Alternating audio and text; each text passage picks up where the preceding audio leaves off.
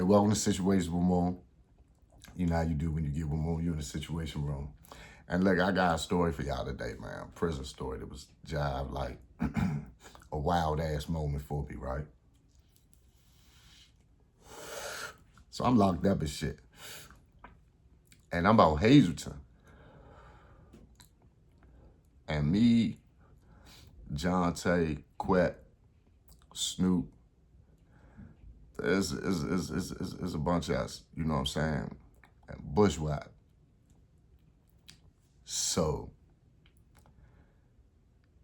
a nigga come down there and I got some issues with the dude.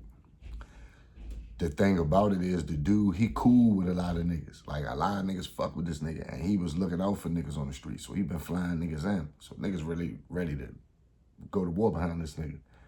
But they don't understand the beef I got with the nigga.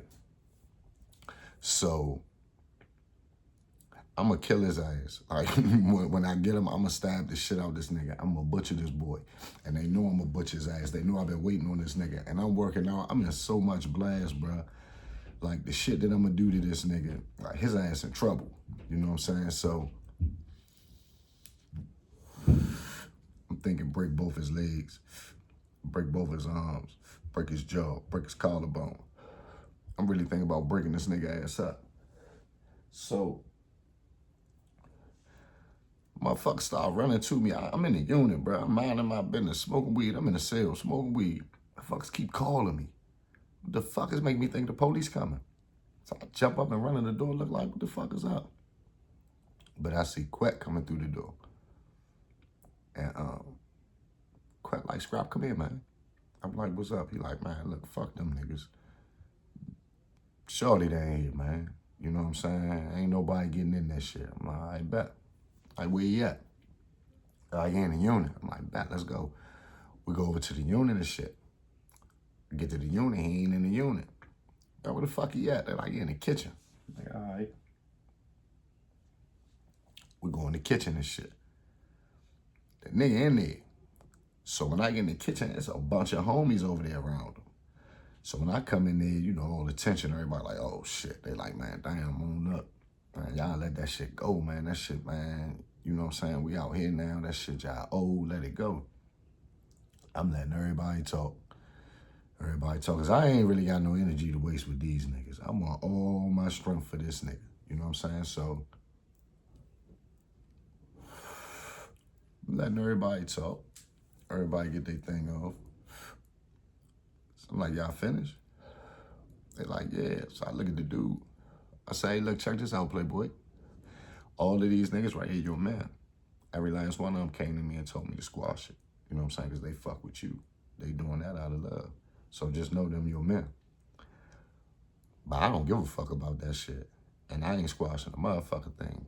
I'm about to go out here in this hall. When you come out this kitchen, it's me and you, Playboy. Be out here waiting on you. So you know I'm thinking I did some gangster shit. Talked all that fly shit to a nigga, went outside. You know what I'm saying? Wait on this nigga come out. You know what I mean? I'm thinking I'm on some old gangster shit. I went outside. Well, I just stepped outside the kitchen. You know what I'm saying? And when you go in the kitchen, at lunchtime, the whole administration in there, the ward, assistant ward, captain, medical, education, recreation, laundry, food service, whoever you need to holler at is in that kitchen at lunchtime, and they all be standing against the wall. So you can just walk up to any one of them you need to speak to. It's really not a good time for you to get in no trouble in the kitchen in front of the ward and the captain and the assistant ward. You're never gonna win. They right there got you red. How the fuck you gonna win? So I get up and go out the kitchen. I'm gonna wait for this nigga to come outside the kitchen.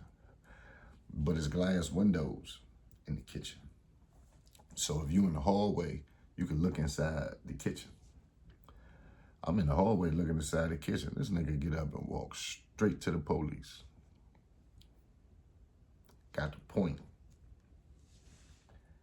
Police turn around, look straight at me. I said, oh shit, the fuck? Mo, I got a Crocodile Dundee knife. I got a knife this motherfucker big. Mo, this joint like this. Crocodile Dundee jump. I get to walking. They come behind me. Hey, walking like shit. Bend the corner, break on their ass. Pass the knife off and shit. Get in the unit. They calling for me on the intercom. They screaming for me. They threatening me over the intercom and all that shit. I go to the lieutenant office. When I get to the lieutenant office, I told him I want to take one of my homies with me. I went and got bushwhacked. But before that, when I was in the unit, I get on the phone and I call some people and I'm like, hey, the dude down here. They like, what's up? You know what I'm saying? Like, so what you gonna do? I said, shit, you already know what I'm gonna do. Just pray for me. So she's like, okay. I'm like, man, just make sure I got some commissary shit on my books. She's like, all right. I said that, and then I went back out to go look for the dude. But this before the kitchen incident when he checked in, so I had already made this phone call. So when I ran off and got rid of the knife and all that shit, they got the threat for me to come back. I went back. They played the phone call. So on the phone call, I was like, yeah, you know the dude here. She said, oh, wow. What you gonna do? I said, you already know what I'm gonna do. She was like, Moon, just be careful. I'm like, all right, just make sure I got some money on my books. That part is where I went wrong, to make sure I got money on my books. So anyway, they like, yeah, you got on the phone, you made this phone call. And the dude checked in. So we know it's you. I said, nah, that ain't what that phone call was. So he was like, what you mean? Because they like, we ready to lock you down and we ready to ship you out. We tired of you keep talking about who could be on this compound and who can't. So we ready to get you out of here. So the shit got me looking crazy, you know what I'm saying? Because niggas keep checking in and shit. But when I be doing shit, I don't be doing shit with a rack of niggas. I be just sliding in the room, fucking nigga up when I catch a nigga. I don't really be beefing with niggas like that. I don't really be having too many fallouts, you know what I'm saying? But I ain't the type of nigga that we gonna be doing the back and forth mouth and shit. I don't really do that shit. If you push me to that point, I'm gonna wait till you go in the room by yourself and I'm gonna slide down, I'm gonna fuck you up. You know what I'm saying? But,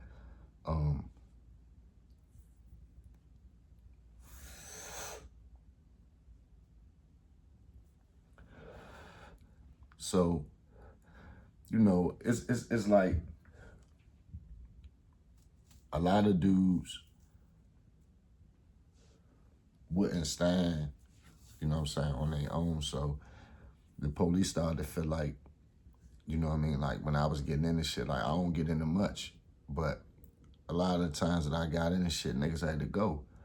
Like you can't be on the yard, you gotta go. And so they getting up there and they telling, they like, Moon. So the people hearing Moon, Moon. And even though you only heard Moon 3 or 4 times in like a year, it still was for saying motherfuckers can't be on this compound. So the people got me up there now like, yeah, your ass about to be up out of here. Because you ain't about to keep on saying who the fuck can be on this compound, who can't. I'm like, man, I don't even know what the fuck y'all talking about. I don't even know who this dude is y'all talking about. So they like, we got the phone call. I'm like, you don't got no phone call. You don't even know what the fuck the phone call about. So they like, it's pretty obvious that you talking about the dude here. I say, yeah, that's slang. And you don't even know what that mean. I say like, yeah. I'm like, yeah. I said, man, listen, bro. I said, man, where I come from, we got a different kind of slang. So if I was speaking straight out, you wouldn't understand what I was talking about. I said I was talking slang. He like, yeah, that's some very obvious slang. I said, nah. I said, listen, man. Me, the girl, and a buddy of ours, we went to school together. We used to sniff Elmer's glue. We used to sniff the little gas and shit in the motherfucking air conditioners and shit, Freon. I said, that's what we came up doing. I said, man, we was sniffing glue so much that we gave it a nickname. Man, as though it's a man, on the bottle, we used to be like, man, the dude. So our parents wouldn't know. So we'd be like, hey, you going to school tomorrow? I'd be like, yeah. We like, who gonna have the dude with him? One person be like, oh, I have it tomorrow. The next person be like, oh, I have it tomorrow. I said, and that was our code of who was bringing the glue. So every time that we talk to each other, if we say, you know, where the dude at, we knew that was slang for the glue. I said, but when my man died from the glue, and we, you know, me and her, we vowed to never, you know what I'm saying, fuck with the glue again. I said, but you know, I struggle with depression and anxieties and shit. So when they locked me up, you know, I was struggling and struggling. I said, just the other day, I went down education and I saw some Elmer's glue. And you know, I'm stressed out. So I called her and I was like, man, the dude here. She was like, oh, wow, what you gonna do? I was like, you already know what I'm gonna do. Just pray for him. You know what I mean? I'm like, damn. So then the police was like, you lying. But the female, as I asked Broad, she was like, oh, she was like, and your friend died? I'm like, yeah, my man died, you know what I'm saying? And then we quit, and I'm getting her the whole motherfucker sob story. They going for this shit, right? He say, but why you say put some money on my books? I was like, I don't know, man. I was just thinking, like, you know what I'm saying? If I ain't got no commissary or nothing, right? He's scratching his head like shit. He said, you know what? He said, because you fucking think I'm stupid, right? He said, I'm about to fucking lock your ass down. So I'm like, damn, dog. I'm like, man, I ain't even do nothing, right? So Bushwhack just sitting there like this. So Bushwhack trying to put his little 2 cents in there. He telling Wack, shut up. Shut the fuck up. This motherfucker lying. He say, look, I'm going to let this dude out. If any motherfucking thing happened to this dude, he said, I'm going to hang your ass. I'm going to prosecute you, and I'm going to ship you to the other side of the planet. I said, all right. And I think I got a little too excited because he was looking at me. He said, all right, the fuck back to your unit. I'm like, all right. I go back to my unit. Countdown came, they came in my unit, deep as shit. Came to my cell, got me. Took me up to the lieutenant office. They said, lock his ass up. I said, man, what y'all locking me up for? He said, cause I think you behind this dude checking in. I said, damn, dog. I just sat there and told you a whole motherfucking story. Like, what the fuck? You just had me up in this motherfucking office for 2 hours pleading for my life like a motherfucker. You know what I'm saying? You just gonna lock me up like this? So I'm saying, fuck. If that's what y'all gonna do, I'm stealing the shit out of him. I ain't just going to jail like that. I just sat up here and made up a motherfucking story for 2 hours of this motherfucker. I done went and got homies with me and everything. I'm up here trying like shit to beat this motherfucker.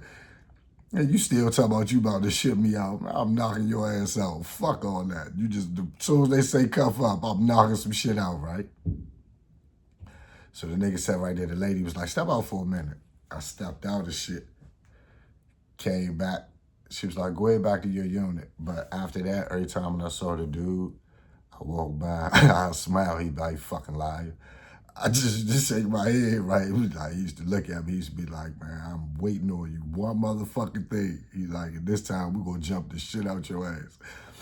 I'm like, man, fuck you. But even though, you know, I got away with it, I didn't. You know what I'm saying? I was scared as shit down that motherfucker. Every time I go around the police, because you know I'm dirty some kind of way. I got drugs on me, I got a weapon on me, or I got money on me. Some kind of way I'm dirty. I don't live an honest life. So everything about me is going to be illegal at the moment. You know what I'm saying? But that's when I was in jail. I'm talking about when I was in prison. You know what I'm saying? But, yeah, every time I got caught up into something, you know what I'm saying, I used to try to find you know what I mean, a way to change their thinking. Because if they catch you, they got you, they're going to keep on coming. But if you make them think that they ain't get you, then they might leave you alone, you know what I'm saying? But you can't snitch. And that's what niggas need to learn. You can't snitch. You know what I'm saying? You play all the games you want. Don't implicate nobody. Don't mention no names, no crews, none of that shit. Me, I made up a story about some Elmer's glue trying my hand. I just had him for a minute. I got away with it, but it made them niggas hate me, man, because he felt like I played on his intelligence, you know what I'm saying? And they just made it hard for me. But yeah, that's the dumb shit that we be doing in prison.